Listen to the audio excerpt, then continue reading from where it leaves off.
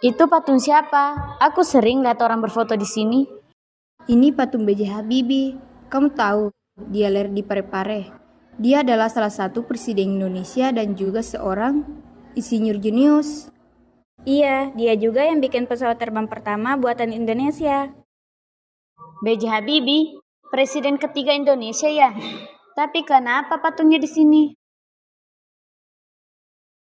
Karena dia lahir di sini, meski dia menghabiskan banyak waktu di luar negeri, Parepare adalah tempat awal mimpinya.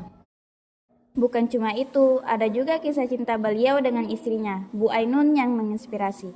Makanya di sini dibangun patung cinta Habibie dan Ainun.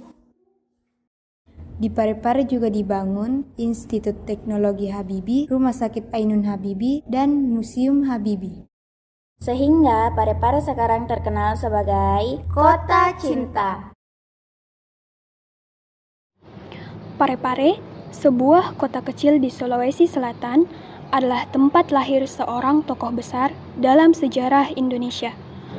Baharudin Yusuf Habibie, yang lebih dikenal dengan B.J. Habibie, lahir pada 25 Juni 1936 di kota ini.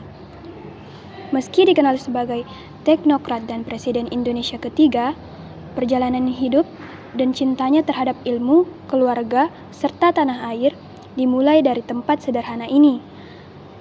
Patung Habibie yang berdiri megah di Parepare bukan hanya simbol kecemerlangan ilmiah, tetapi juga simbol cinta abadi antara Habibie dan istrinya, Hasri Ainun Besari. Di tempat ini pula terletak patung cinta Habibie Ainun yang memperingati kisah cinta mereka yang mendalam dan penuh makna. Cinta Habibie kepada Ainun begitu kuat, sampai ia berkata bahwa Ainun adalah mata di hidup saya. Bahkan setelah Ainun meninggal, cintanya tidak pernah padam.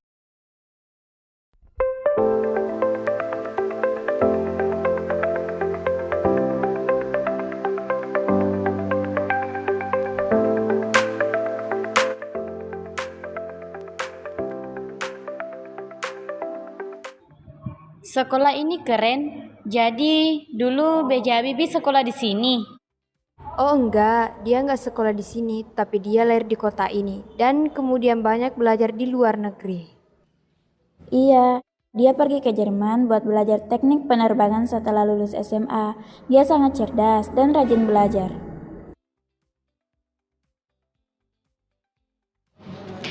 Sejak kecil, B.J. Habibie sudah menunjukkan kecintaannya pada ilmu pengetahuan.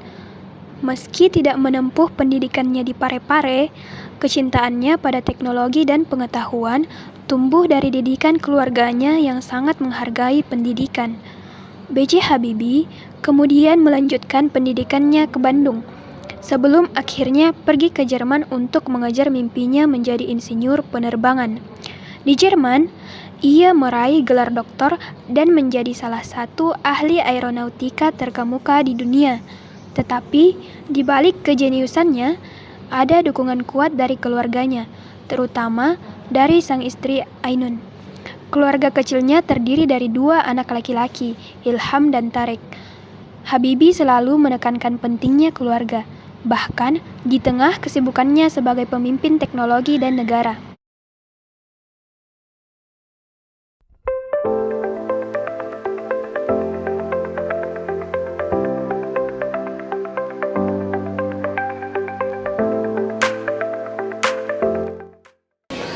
Jadi dia belajar di luar negeri dan akhirnya bisa bikin pesawat. Tapi aku dengar dia juga punya keluarga yang hebat. Iya benar, B.J. Habibie menikah dengan Ibu Ainun dan mereka memiliki 2 anak laki-laki bernama Ilham dan Tareq, dan mereka saling melindungi sepanjang hidup. Hubungan antara Pak Habibie dan Bu Ainun sangat spesial. Mereka selalu bersama. Bahkan sampai akhir hayat Bu Ainun pun, Pak Habibie sangat mencintai istrinya. Kisah cinta Habibie dan Ainun dimulai ketika mereka masih muda. Ainun, seorang dokter, selalu mendampingi Habibie, bahkan ketika mereka tinggal di Jerman untuk waktu yang lama. Hubungan mereka tidak hanya didasari oleh cinta, tetapi juga dukungan yang penuh terhadap karir masing-masing. Ketika Habibie mengejar karir di bidang aeronautika, Ainun selalu berada di sisinya, mendukung mimpi besar suaminya. Kisah cinta mereka menjadi teladan bagi banyak orang, memperlihatkan bahwa di balik setiap orang hebat, ada seseorang yang selalu mendukungnya. Saat Ainun meninggal pada 2010, Habibie sangat terpukul, namun cintanya tidak pernah pudar. Kisah cinta mereka diabadikan dalam buku dan film, bahkan diabadikan dalam bentuk patung cinta Habibie Ainun di Parepare. Setelah sukses di Jerman, B.J. Habibie kembali ke Indonesia dan membangun industri pesawat terbang. Dia berhasil menciptakan pesawat N250. Jadi, dia bikin pesawat dari nol di Indonesia. Iya, dan itu pesawat pertama buatan Indonesia. Hebat banget kan? Pada tahun 1974, B.J. Habibie dipanggil pulang oleh Presiden Soeharto untuk mengembangkan teknologi di Indonesia. Sebagai Menteri Riset dan Teknologi, ia memimpin proyek besar pembuatan pesawat terbang buatan Indonesia, N250, yang menjadi salah satu tonggak sejarah penting dalam industri penerbangan Indonesia.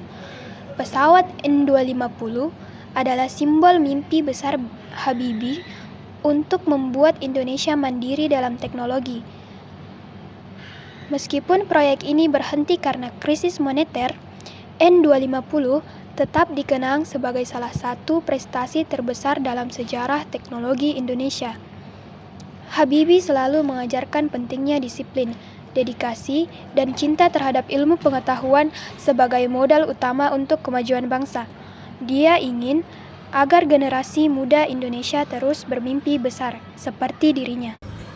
Aku gak nyangka kalau B.J. Habibie berasal dari kota kecil seperti ini, tapi bisa mengubah Indonesia.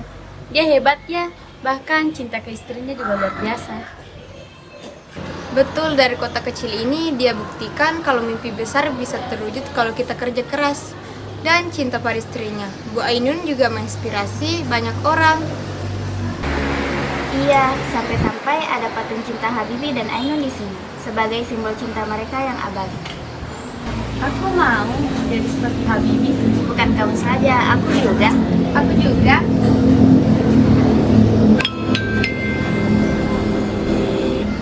Bel masuk sudah bunyi. Ayo kita ke kelas. Ayo.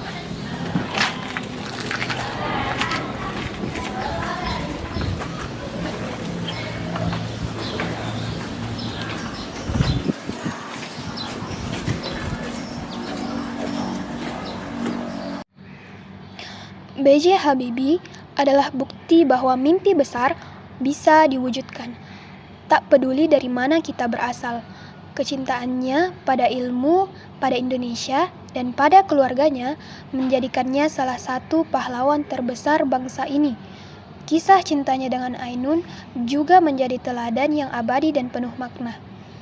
Sebagai teknokrat dan presiden, Habibie mewariskan tidak hanya ilmu pengetahuan, tetapi juga semangat bahwa dengan kerja keras dan cinta, kita dapat mencapai apapun yang kita impikan. Kisahnya akan terus menginspirasi generasi muda Indonesia.